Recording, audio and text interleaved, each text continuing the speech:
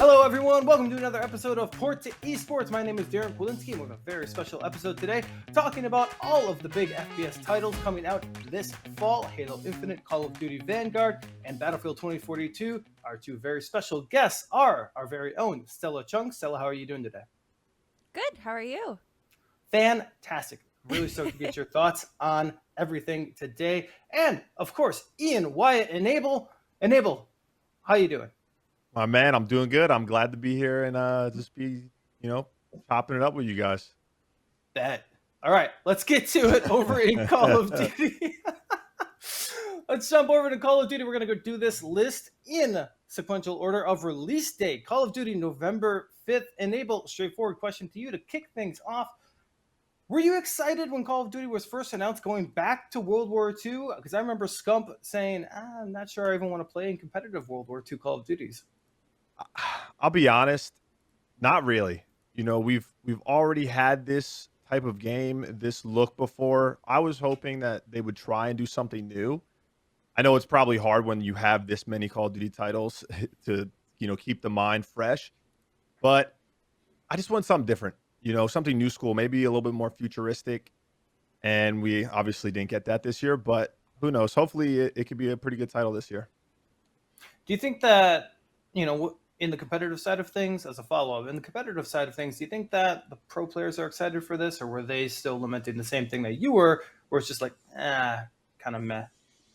I think as a competitor, they are, just because it means there's a new season, and they're able to get back and compete and have fun with it. And that's how I always was when I was competing, even if I didn't really like the game. But I think if you look at it unbiased from just having that ability to compete, most of them probably aren't that excited. The game doesn't look that good, in my opinion. Like, it's not colorful. It just is lacking stuff. But I've only played the beta, haven't played the actual game, so I'm trying to save my opinion on until it comes out. Got it. Now, let's talk about something new in this Call of Duty. Combat pacing. 3 different types: tactical, assault, and blitz. Tactical is always a 6 versus 6, a little bit more of a classic Call of Duty experience. Blitz is all out chaos, 28 to 48 players, and assault is a mix of the two. Stella, this is all new to the series, as we said, and it feels like, to me, Call of Duty is trying to give people a little bit more of a Battlefield feel on that blitz side of things, all the way up to 48 players. If you were picking up Vanguard, where do you think you would land in terms of the combat pacing? I would stick to 6v6. I would leave the big team battle stuff to to Battlefield. I feel like Halo really excels at these close quarters combats like 6v6s, where it's very intimate and you feel like it's very fast paced and it focuses a lot more on your team's ability to coordinate together. The classic mode, like, what is it? Search and Destroy, that kind of showcases just how good Call of Duty is at focusing on these very small team matches. So I really like that a lot. And I know that with Cold War, we got a little bit more of a look at how they want to do bigger fights. And I get that they're trying to appeal to that. Like you said, they're fighting against the title of Battlefield to try and bring in new players or keep those players in. So I understand that appeal, but I feel like you're going to stretch yourself a little thin. And of course, Call of Duty is a AAA game company, so I know they're going to be able to do all of this well and bring in players regardless. But I don't know. I kind of don't like the playlist being stretched thin like that. I much prefer the 6v6, and it's going to be really chaotic in the bigger matchmaking playlists. It absolutely was. In the beta when I played it, I did not like Blitz because you were still playing on one of the same maps in the same size, and it was just, the meme of, like, you spawn in Call of Duty, you die, you spawn again, you die. That was basically, like, that came to life in the beta. Ian, where do you land on the combat pacing playlist? I agree with Stella. I was going to say that's the one thing, like, I love seeing when games try new things, but not taking it from another title, right? Like, you have to stick to your roots to a certain degree. Like, when you think of this huge big team battle playlist, that's Battlefield. That's what Battlefield's always been. Call of Duty's never been like that. I don't know if the game is optimized for that many players, especially with the maps and everything. It's like, I wish they would just stay true to their roots. Like Stella said, with SND, just the 6v6, the smaller amount of players, and tweak the things that can make that experience better. Not try and just take what Battlefield's doing and mimic it. I just don't like when any games do that, if I'm being honest with you. Yeah. I agree. I mean, that's the staple of Battlefield, right? And often imitated, never recreated. I forgot what it was. Anyways, Yeah, close moving enough. on. Yeah, we got it. Let's talk a little bit about esports, Ian. Patrol is the mode I really enjoyed the most out of the beta. It's a capture point that continuously moves. I thought it was very dynamic. I thought there was a lot of strategy involved. What are the odds that this mode gets picked up for pro play? Probably slim to none, but I will No! say, no, I hate to just kill your dreams with that, but it has potential for sure. When you look at Call of Duty, the staples are S&D, hardpoint, capture the flag, and then recently, uplink and control. It is possible, because before uplink was a thing in the jetpack era of Call of Duties, or control in the last 2 games around, no one thought that they could be competitive. So I think it's just up for the pro players to test that mode early on within the league and see if it has any sustainability. I liked it. I'm on your side, Darin. I thought it was really cool in the beta, and I think it has potential, but I don't know if it can replace hardpoint. And it's kind of very similar to hardpoint, so who knows? But we'll see. I'll put in a word for you. Thank you. I appreciate that. Last thing, gentlemen's agreements and CDL bans. What kind of predictions do you have, or what are you hearing from the pro players that might be coming through for gentlemen's agreements? Nothing quite yet, just because the game isn't out. We don't know what tweaks they have made to the guns. We don't know what's been polished off. There are certain movement bugs in the beta and whatnot. But there's going to be always gun gentlemen's agreements, because there's going to be guns that are just way too overpowered, and it seems like it takes a little bit for them to be able to actually balance it out.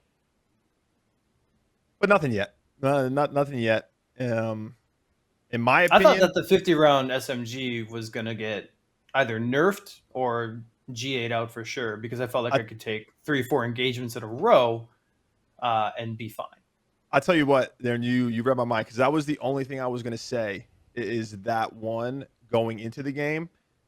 But once again, it just comes down to the pro players. Once this game drops, they just need to really grind, play as much as they can. I'm sure they're going to be giving feedback constantly, and they already have been giving feedback constantly.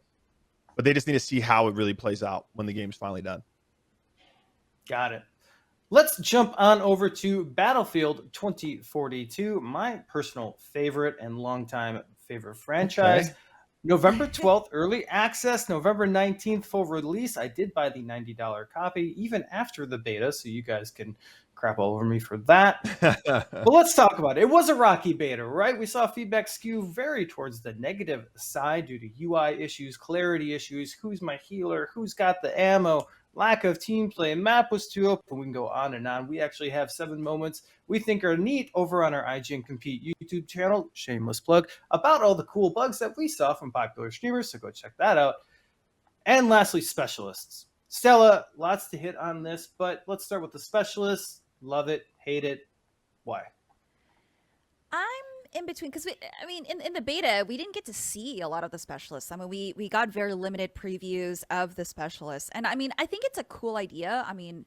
I feel like Apex does a really good job of securing a character with abilities and specific utilities.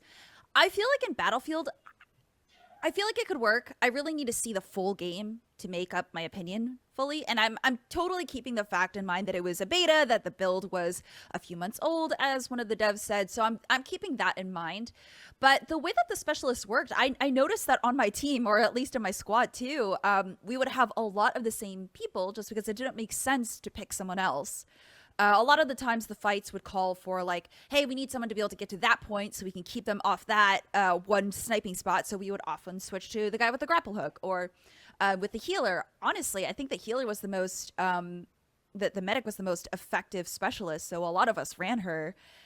So it just doesn't really seem to give a lot of variety. I do like the fact that you can choose your equipment, like, you know, if you want to do the ammo crate, if you want a heal pack, stuff like that. But that almost renders the idea of a specialist moot.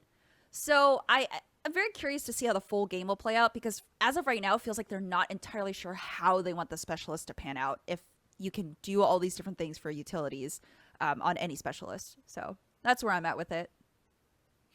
Keeping in line with the specialist enable, EA doubled down on the specialist system, and they actually introduced 5 more, including a wall hacker and a reflective bullet shield wielder. Now, Battlefield has always been more arcadey, and I know you kind of took an outside looking in approach to the Battlefield beta, but from your view, is Battlefield jumping the shark a little bit too much? Yes and no. I mean, from watching, I thought it was cool because that's like something they kept their core, right, with Battlefield. It's not like they just went, oh, we're just going to be like a 5v5 game. The game looked beautiful. Obviously, there were bugs. I like the addition. It's in the future, and you have these specialists.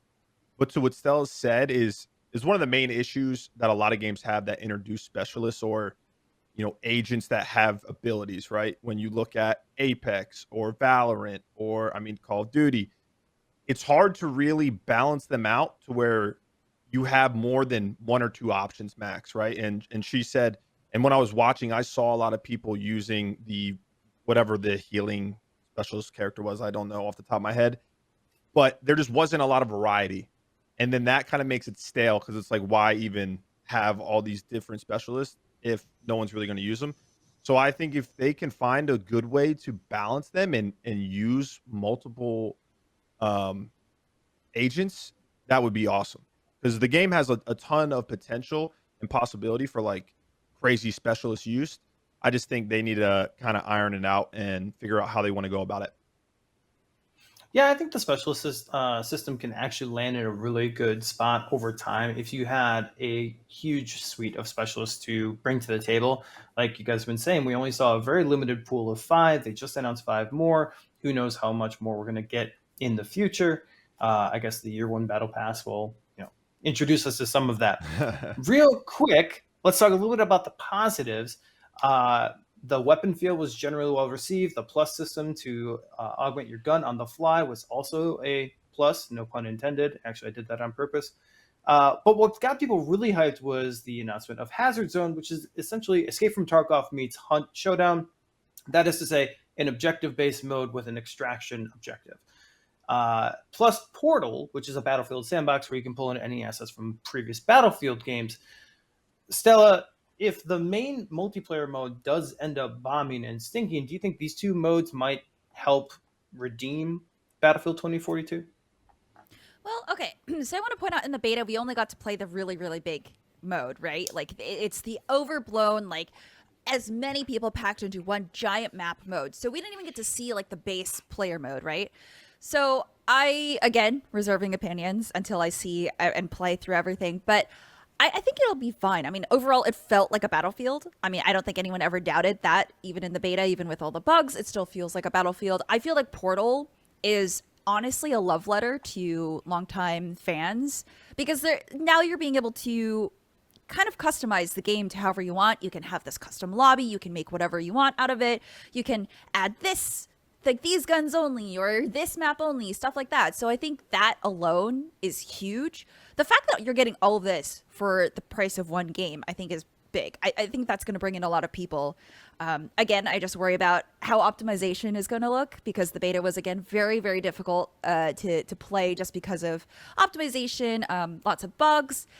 But I think it'll be fine. The new game modes, I feel, are only going to add to that and bring in more players, like new players, because Portal is especially very welcoming to new people who want to learn, maybe make their own lobbies, or just mess around with their friends, because now we have another big multiplayer game where you can squad up with anyone and maybe even include your communities and do custom matches. So I did think that was.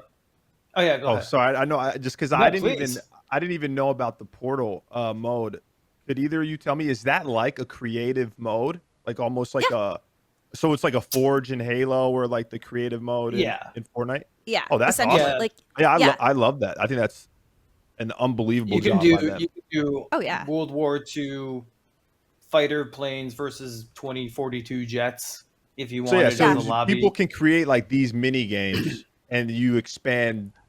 That's awesome. Because Or being able full to out from what expand. they're thinking is like full out like I'm just going to play Battlefield 3 maps with Yeah, like 2042 Oh, okay, weapons, okay, I see. right? yeah, That the sort of tagline thing. was create your own battlefield, basically, like customize your own battlefield experience, which I think is huge, especially for creators. I mean, for streamers, like Hmm. you want that community, you want to be able to hold like your own custom lobbies. So for me, I think that's only going to bring in more people. No, I yeah, agree. I think it should bring in that's some of the amazing. older players too. Like who like, oh, Battlefield 4 was the best one. I don't want to play. I didn't play 1 or 5. And then now you can play Battlefield 4 within 2042.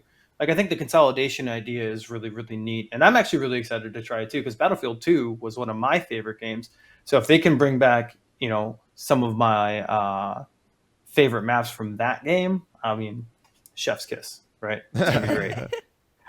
Let's jump over to Halo Infinite, December 8th release date. Also a longtime Halo fan myself, as I'm sure we all are. We all know it. We all know the theme song. We've all hummed it at some point. Let's get into multiplayer going free to play. Enable. How do you see that shaking up the FPS season? Because them breaking it off was a big announcement in itself, but also free to Mhm. play. I mean, that's got to be cutting into some Call of Duty and Battlefield players, don't you think? Has to. I mean, well, I think it's a combination.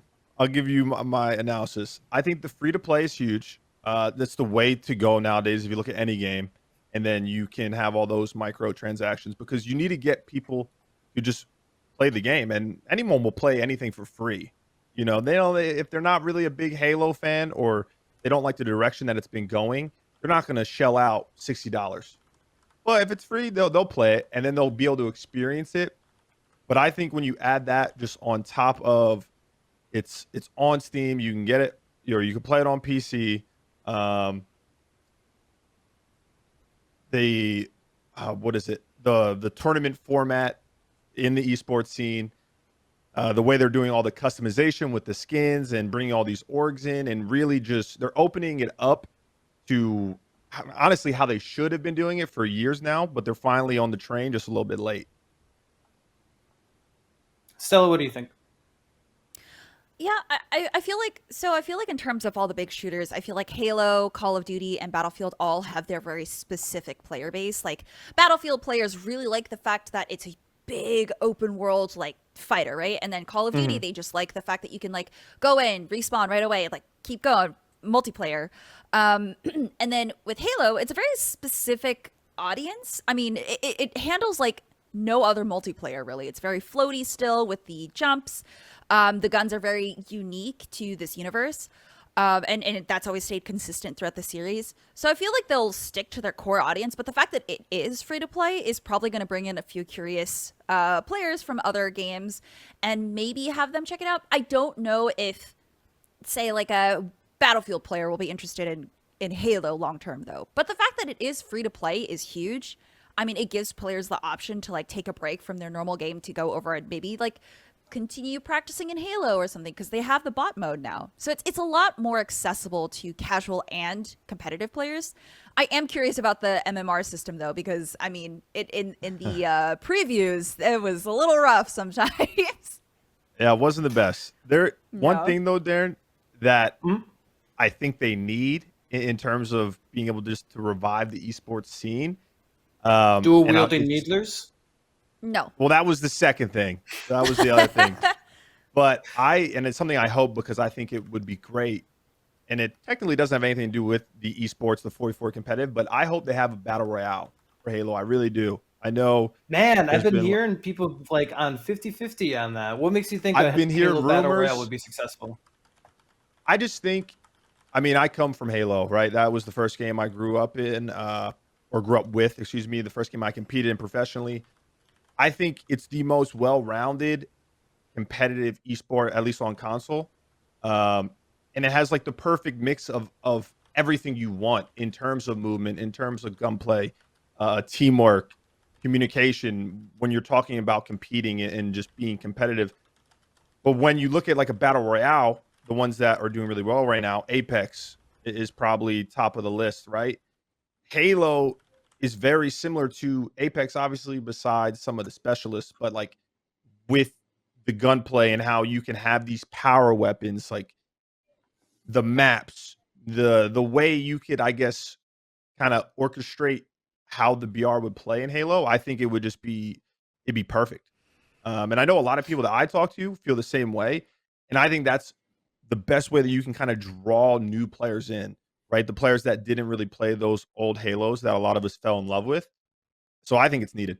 And then you get them to fall in love with Halo, just basic, if there's a battle royale, and then they're Mhm. watching these competitions, they're learning about these players, and then they just invest in the competitive side of things. I just don't want it to turn out the same way Battlefield Firestorm turned out, Oh God. where it was I never like played that it game. came in late after the Ugh, launch of the yikes. main Yeah. game, and then it just kind of didn't Oh, work. Yeah, it was. what So is it? I What think was a it? Halo. Hmm? Sorry, I'd never played it. It was Battlefield 5, right? It was the But World what War was II one. Firestorm? Oh, it was the battle royale mode. You dropped in, and the fire Okay, okay. was closing in the same way the gas would. So yeah, that was their battle royale mode, and it just kind of bombed. So I think it would be cool to see a Halo battle royale find its own unique spin on it. I mean, I don't think we've even scratched the surface of battle royales in general. I'm still waiting for a completely vertical battle royale where you eat like in a skyscraper where you all start on silver floors and then those floors just kind of like close and close and close. You got to fight your way through it. Think of like Die Hard. You I might want you a might Die have Hard battle some royale. there. You might have Yeah. some there. Think That'd about be kinda wingsuiting cool. out from the 50th floor down to the 20th floor. Anyways, I digress. Now we're talking a little bit about Halo and the old school stuff and what we want to see in the new stuff. But Stella, a lot of people were saying it's more Halo. But after 6 years of not having a new Halo FPS, I mean, that to me seems like a good thing, right?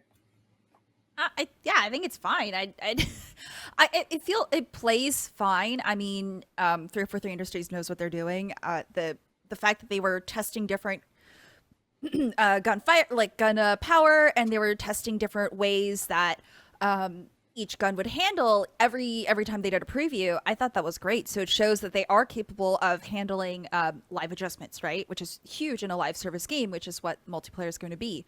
So them being able to show us that they are capable of keeping up to date, listening to feedback, that's huge. So that already established trust. I know a lot of people were concerned, like returning players were like, well, it's going to be free to play. I don't like that. It seems like you're putting all of your money into this. It's like, well, yeah, of course, because it's going to be a live service game. That takes a lot of effort to upkeep. So, of course, they're going to put a lot of resources into it. But don't forget, there's still 343 Industries. So it's still going to be Halo. And I said this on Unlocked, but at this point, I just want the game out so I can play it because I really miss being able to just play Halo. You The just Halo miss your Infinite AI specifically. companion that you fell in love with. No, I miss the I miss the skewer. I miss That the That's too. it. skewer. That's the skewer. There are That's it. clips. Yeah. Yeah. But yeah, I It mean, was, I it was think brutal. yeah, I know a lot of people are like, oh well, it's going to be missing this feature at launch, and I'm like, listen, do you want it to? Do you want to wait another 3 months, or do you want it now? Either way, like, it's going to come out. It's going to have everything that you want in a few months. Just be patient. So, yeah. Yeah, I think its game as a service is a smart move for Halo overall. We were talking about it going free to play for the multiplayer, so that's going to be a games as a service model.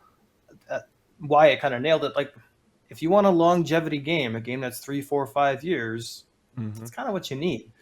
Uh, let's jump real quick to one more esports question for Enable. Can this esports scene be revived? We do have that HCS event in middle of December in Raleigh. They've been very open about the ecosystem that they want to implement for Halo esports. Are you impressed with what you're seeing? Can this get revived to be a top tier esport? And where does it fall within OWL, CDL, League of Legends, games like that? I'll tell you what, Darren. I hope it does. Like I said, I have a sweet spot for Halo in my heart. I wanted to go back to those early 2000s where it was the game. It was the esport game before esports was even coined esports. And I think they have the potential to. The game from what I played felt really good. There were obviously some bugs, but I loved the movement. I loved all the mechanics. I love what they're doing in terms of free to play, all the customization within the esport teams that or the organizations that are already in, and just making it fresh for the younger generation. That's the most important thing, and that's once again why I talked about the battle royale, because that still is the hot thing on the block. So I'm excited, especially with the first event in Raleigh. I I think it has a chance. Now, it's kind of the opposite of what Stella was saying. I do think them not having certain things released at the start is only going to hurt them, because sometimes you have like a small time frame. You can't wait too long. So I'm a little worried about that, but I have high hopes. I think it's going to be a Yeah, good those game. first impressions. Yeah, first impressions are really, really important. I'll tell you what, I this believe has it's been not my in favorite Forge, right? Halo in a long time, for sure. Yeah. Yeah, And it what were definitely you looks saying like a about campaign. Forge? Looks a little bit like.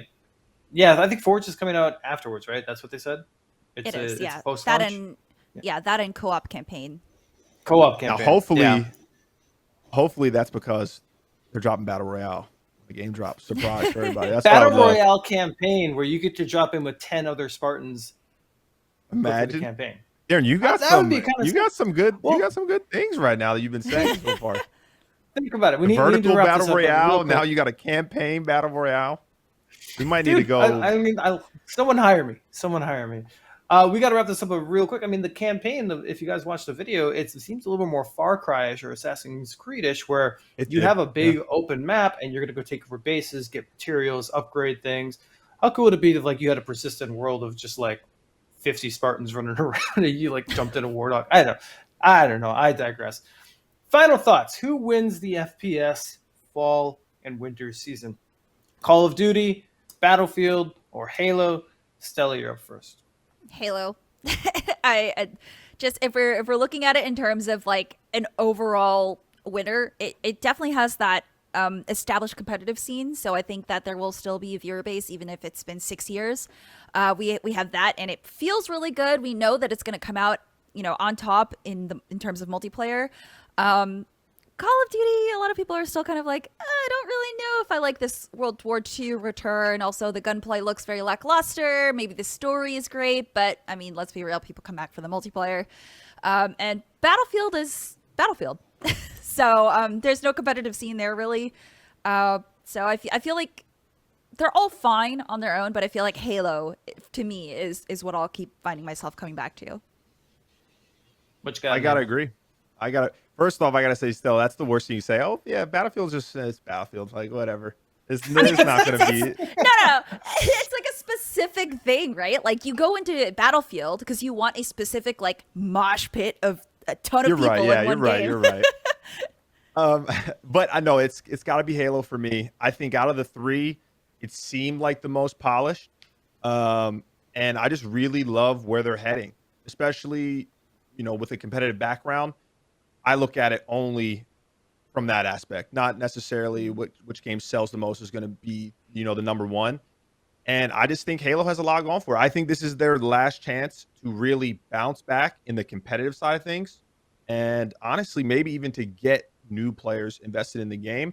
And I think they've been doing everything right so far that I've seen. And I'm excited for it. This is the first time I can say I've had high hopes for Halo in a long time. So that's got to be my winner.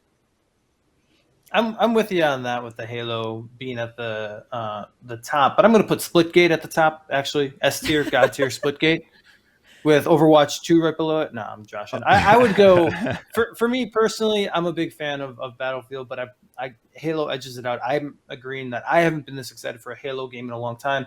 I'm also really excited for 2042 just because it's more modern. I didn't like 2 releases in a row of World War I, World War II.